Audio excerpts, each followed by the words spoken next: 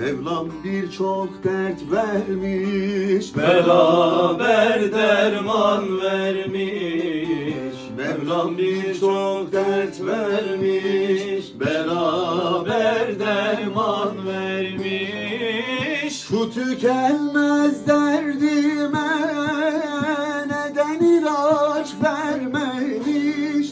Diley diley diley yar, diley diley diley yar, diley diley yar. Bu tükenmez derdime neden ilaç vermemiş?